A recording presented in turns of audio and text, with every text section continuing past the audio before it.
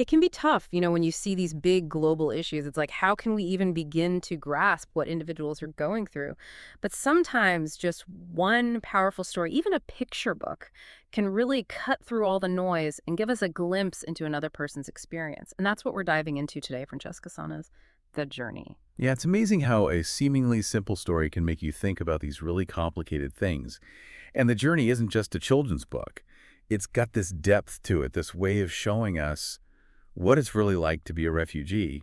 And even more than that, it helps us connect with the emotions, the feelings behind that experience. For sure. So we've got this Italian author and illustrator, Francesca Sanna, and she's created this story about a family that has to leave their home because of war. What really gets me is how direct it is, how it just tells you what's happening, but at the same time, it opens up this whole world of incredibly difficult choices and dangerous paths that refugees face. It's like the simplicity of it is what makes it so powerful. It doesn't matter how old you are or where you come from, the journey just makes you think about what home really means, how much we need to feel safe and secure, and how strong hope can be, even when things are falling apart. And we can't forget about the illustrations. Those visuals are just incredible. They add so much to the story, to how it makes you feel. It's like sometimes pictures can speak louder than words, and that's definitely true here. Definitely. So in this deep dive, what we really want to do is unpack all the different layers of the journey. Look at the people in the story, the journey itself, and the big ideas that Son is trying to get across. Sounds good. Let's start with the people, the characters at the heart of it all. We see everything through the eyes of this young girl, and what's interesting is she's never given a name. What are your thoughts on experiencing this story through her eyes? I think it's really interesting how we see her emotions change as the story goes on. At first, she's confused, scared, which makes sense, right? Everything's been turned upside down. But then you see her adapt, trying to make sense of it all. And that final image of their journey being like the migration of birds. Wow. It's like she's looking for something solid, some sense of hope in all this chaos. It's such a powerful metaphor. And then there's the mother. Francesca Sanna has even called her the superhero of the story. What do you think her character tells us about the realities that refugee families face? Well, when you step back and look at it, she represents the strength and bravery that parents in these situations have to find. I mean, she loses her husband and then has to make this heartbreaking decision to leave everything they know. You see how fiercely she protects her children, trying to shield them from the trauma, even though she must be terrified herself. It's like the book shows us both sides, the strength she shows for her kids and the turmoil she must be going through inside. It's so subtle but so powerful. And then there's the sibling, also unnamed, and doesn't really have a big individual role. What do you make of that? That's actually a really important point. By not giving any of the characters specific names or backstories, Sana makes their experience more universal. It's not just about one family, but it represents the struggles of countless refugee families all over the world. It makes us see that no matter who you are, everyone needs safety and a place to belong. Makes sense. Okay, so let's shift gears and talk about the events of the journey. It starts with this beautiful, peaceful scene by the sea, but there are these little hints, these shadows lurking beneath the surface. Yeah, that sense of normalcy at the beginning makes what happens next even more heartbreaking. It's like those little signs of darkness show us how quickly things can change, how fragile peace can be. And then war comes crashing in, destroying their world and taking the father away. This is what forces the mother to make that impossible choice, to seek safety somewhere else, that scene where they pack their things to leave. Can you talk about that? It's all about what they have to leave behind. As the story goes on, they keep losing more and more of their belongings. And it's not just about things, right? It represents all the losses they experience, their past, their memories, their home. The journey itself is just so difficult. Traveling at night, hiding in a car, coming up against closed borders, that terrifying night in the forest.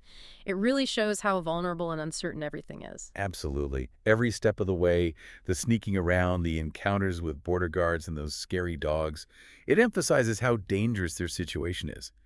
And it shows how hard it can be to find safety. It's not simple, that's for sure. And it's not just one part of the journey, it goes on and on, across land and sea, crammed into ferries and trains, going through all these different countries. It really hits you with how long and tiring these journeys are. Exactly. And like you said earlier, the story doesn't end with them arriving in some perfect safe place. It ends with this image of them migrating, like birds, moving towards a new beginning.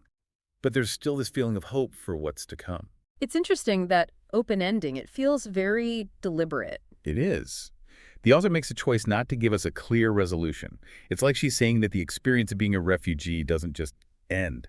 It's ongoing, uncertain. And you see that reflected in the illustrations too, how the colors change from bright and hopeful to darker and more subdued as the story goes on.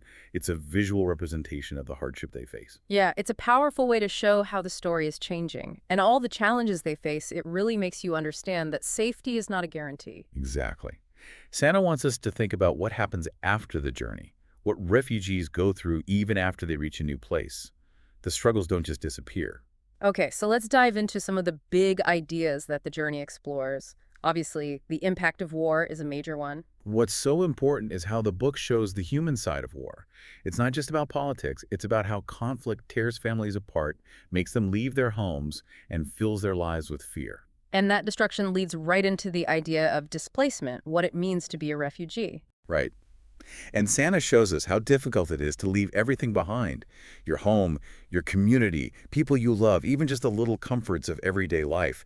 It's this huge upheaval that changes everything. But even with all that hardship and loss, there's still this thread of hope that runs through the story. That hope is so important.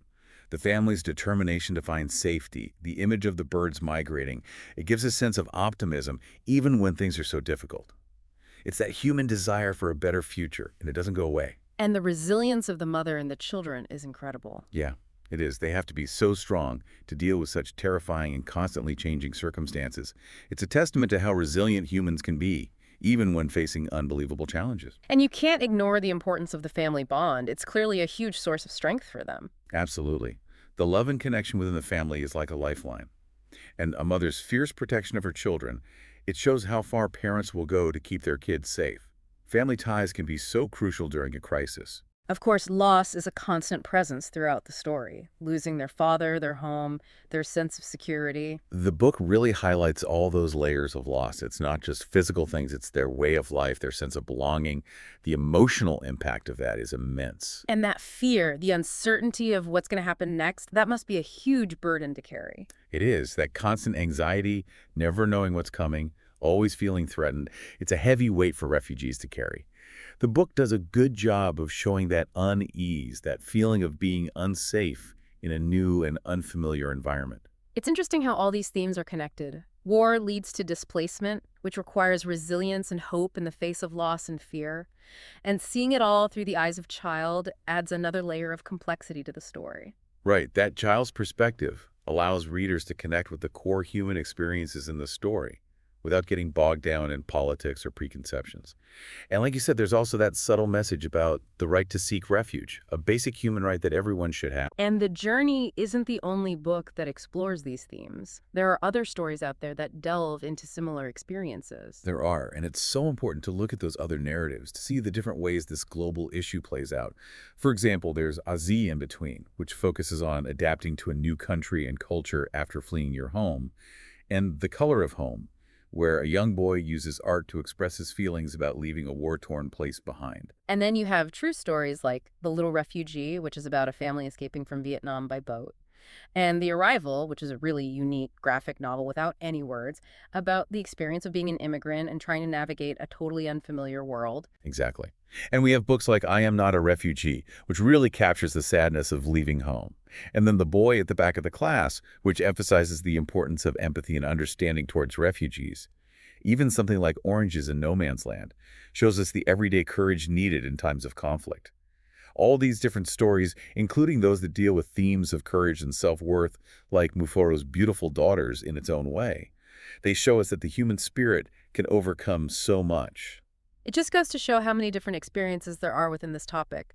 So let's talk a bit about the author herself, Francesca Sanna. She's an Italian artist living in Switzerland, right? Yes, that's right. She grew up in Sardinia, moved to Germany, and eventually settled in Switzerland to pursue her passion for illustration. She even got a Master of Arts degree in it. And it's amazing to think that The Journey, as powerful as it is, was actually her very first picture book. And the idea for this incredibly moving book came from a very personal experience, right? Yeah, she met some young girls at a refugee center in Italy, and that experience really stuck with her. After that, she did a lot of research interviewing refugee families all over Europe. She's even described the book as a collage of personal stories.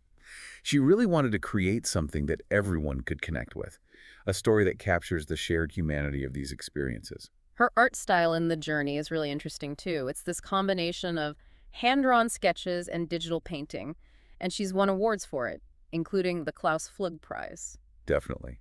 She's super talented, and The Journey has been recognized for its emotional depth and the way it tells a story through the visuals. She's also written and illustrated other books, like Me and My Fear, which shows how good she is at exploring complex emotions through art.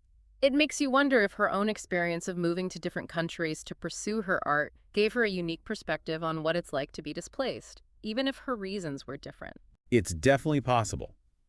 Having to navigate new cultures and places, even under different circumstances, might have made her more sensitive to the challenges that refugees face.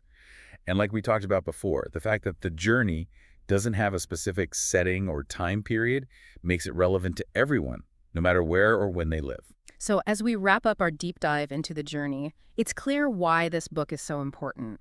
It really is. It gives us such valuable insights into what it means to be a refugee, the incredible courage and resilience that people show when they have to flee their homes, and it emphasizes the importance of hope, even in the darkest of times. And it encourages us to have empathy, to be welcoming towards those who are seeking refuge in our communities. Especially for young readers, The Journey introduces these crucial global issues in a way that's sensitive and accessible.